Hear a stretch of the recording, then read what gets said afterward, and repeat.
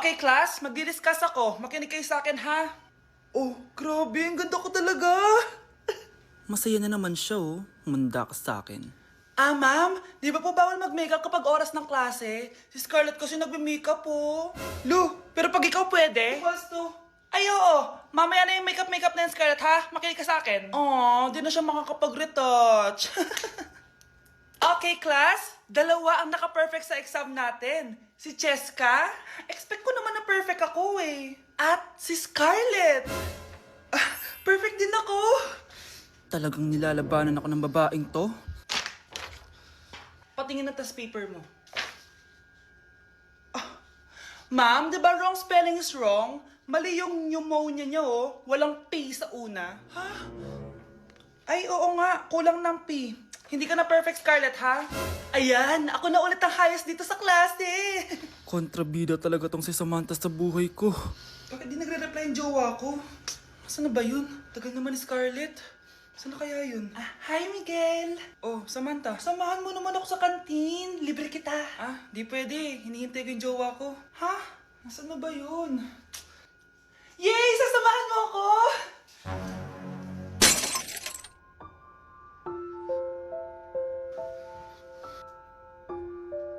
Ha? Wala naman ako sinabi! Scarlett? Mainis ka lang, dapat lang sa'yo. Lahat na lang kinukuha sa akin ni Samantha. Ibubunyag ko na yung sikreto ng pamilya niyo. Okay, class. Oh, Cheska. Buti pumasok ka pa. Ang dami mo na miss na quiz. Bagsak ka na sa akin. Nagbakasyon ako. Na-stress kasi ako sa'yo. Ang dami mo kasi pinapagawa. Aba, bakit? Hindi lang naman ikaw ang pinapagawan ko. Lahat kayo. Ano ka dito, prinsesa? Oo. Sa bahay namin, ako ang prinsesa. Kaya kayong lahat, sumunod kayo sa akin. Pumunta ka sa guidance office. Hindi po, ate. You go to the principal's office. Tandaan mo, kami ang nagpapasahod sa'yo, di ba? Ano nangyari kay ma'am? Hala si ma'am! Ang ganda-ganda ko na naghanap ka pa ng iba. Hala, heartbroken ata si Cheska. This sir, feeling main character kasi. Tumatawa ka? Masaya kayo, ha? Kapag heartbroken ako, bawal maging masaya. Eh ano naman kung heartbroken ka? Pakinamin. Oh, come on, Samantha. Hindi mo pa naman na-experience sa magka-jowa. Kasi walang nagkakagusto sa mukhang yan. Hi! Ako pala si Scarlett. Bago lang ako dito. Oh, pake ko. Tsaka tanggal mo nga yung makeup mo. Dapat ako lang yung maganda dito sa school. Sino ka ba para utusan ako? Feeling main character? Kadiri? Anong sabi mo? Mag-sorry ka sa akin! Sorry! Not sorry. Tsaka mukhang asin kapag may ibubuga ka na. Nakahanap din ng katapat si Cheska. Walang yatong babaeng to. Ako ang main character dito sa school. Bye! Humanda ka sa akin. Okay, class. Magsi-sitting arrangement tayo, okay? Scarlett, tumabi ka kay Cheska. Sige po, ma'am. Hi. Oh, bago ka lang ba dito? Oo, sana maging close tayo. Paalala ko lang sa'yo, nasa room na to, ako ang prinsesa dito. Okay? I like your hair. It's giving squatter. Sa subdivision kasi namin, uso ang reband. Ew! 2025 na, naka-Android ka pa din? It's giving blurred cam. So, boyfriend mo pala si Michael? Bakit kanya pinatulan? Sa mukhang yan? Yuck! Ang pangit ng... Oh, bakit may pera na naman dito? Pinamigay ko na ibang pera kahapon na. Kakainis naman. Ma'am, may delivery po kayo. Oh, ano to? Pera na naman? Diyos ko, ayoko neto. Sa'yo na lang, kuya. Ayoko din po niyan, ma'am. Sa iba niyo na lang po ibigay. Sige na po. Ano ba yan? Ang dami ko ng pera eh. Nay, bakit 300,000 na naman yung binigay mong baon sa akin? Hindi ko pa nga nagagastos yung baon ko last week eh. Tapos binilan mo pa ako ng bagong iPhone at iPad. Bawasan mo yung baon ko ha. Nakakainis ka. Huwag ka na magreklamo. Ang dami na nga natin pera eh. O eto pa. Hindi ko na alam kung saan ko gagastusin to eh. Ay naku, padala kasi ng padala ng pera eh. Tapon ko na lang to. Congrats, ma'am! Kayo po ang grand winner ng 5 million pesos. Ano ba yan? Pera na naman. Pwede ba hindi ko tanggapin yan? Dami ko ng pera eh. Ay, bawal na po namin kunin to, ma'am. Sa'yo na po to. Congrats po ulit. Ba't pa ako nagising? Sana ganun na lang yung problema ko. Hala, iba na section ko. Saan yung section 1? Ba't napunta ako dito? Ito na ba yung section 1? Good afternoon, everyone, especially to all of the panelists. advisors, and especially to our co-researchers who attend this virtual conversation. So, good afternoon, everyone. Namamatay ng dahil sa iyo, ma'am. Ibig sabihin po nito ay kabayanihan ng mga Pilipino na isinakripisyo ang kanilang buhay para sa kalayaan ng ating bansang Pilipinas. Huwag lang tayo puro salita! Dapat ipinapakita din natin sa ating ginagawa! Ikaw, bago ka lang dito, di ba? What is the biggest mistake? Ma'am, the biggest beef stick. Anong beef steak, ha? Alis na ako dito. Kamusta? Excited ka na bang pumasok? Ano ba dapat oras ang next schedule mo?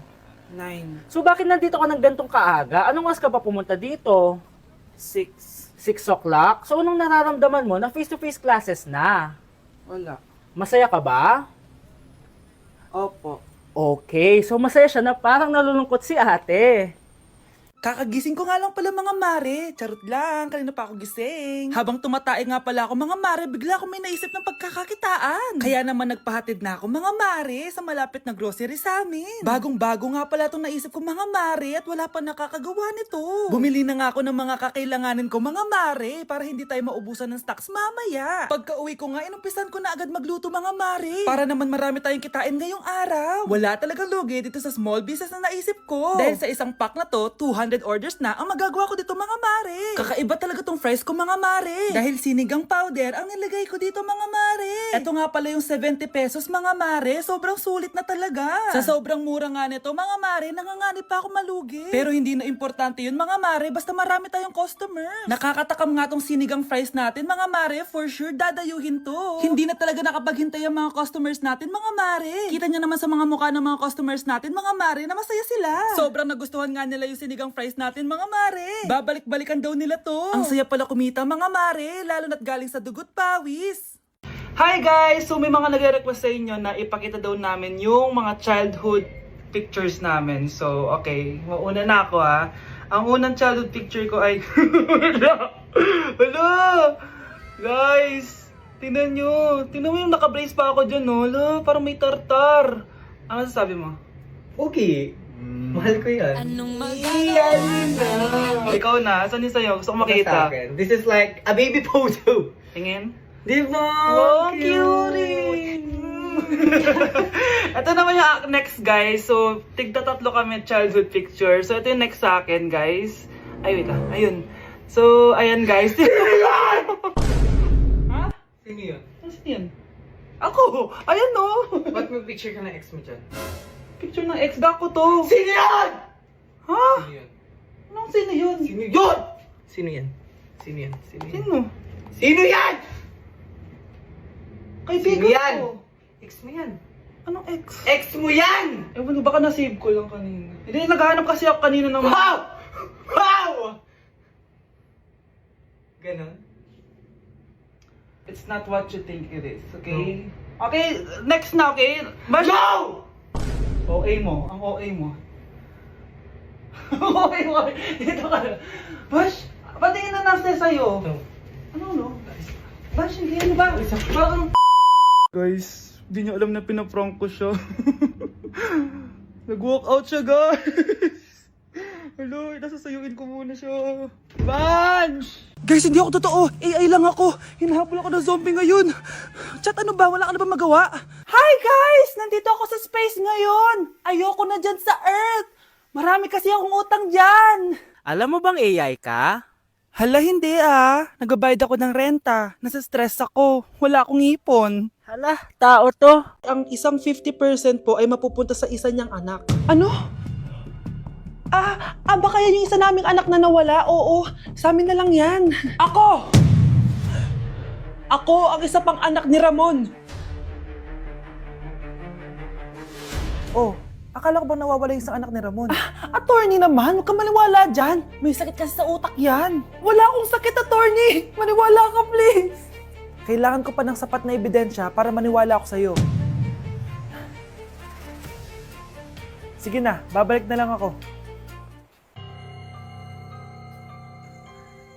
Ito na ba yung bagong bahay ng anak ko? Ikaw, babae ka? Sinubukan mo pang agawin sa amin ang kayamanan ng tatay mo? Ang sama nyo, tita! Gusto nyo kunin lahat? Well, hindi naman maniniwala sa'yo si attorney dahil wala kang ebidensya. Tao po, attorney po ito. Nandiyan si attorney. Halika dito. Ayan, ikukulong muna kita dito sa bodega hanggat hindi ko pa nakukuha ang mga kayamanan. Yes, attorney. Hawak ko na ang 100% ng kayamanan ni Ramon. Nandito na ang titulo, papeles at cheque ng mga kayamanan niya. Ay! Salamat, attorney, ha? Scarlett, hindi ko na alam kung ano nangyayari sa nanay ko. Pero huwag ka mag-alala. Ako bahala sa'yo. Kailangan na matigil tong pinagagawa ni nanay. Tao po. Sino ka? Ako po yung nanay ni Scarlett, yung anak din ni Ramon. Totoo ba to? Pinagsasabi mong babae ka? Kami lang ang pamilya ni Ramon. Attorney, huwag ka magpaniwala dyan. Peke yan. Hindi to peke. Pwede mo ipacheck to sa attorney. Kaya ilabas mo na siya. Kinulong po ni nanay si Scarlett sa bodega. Ha? Anak?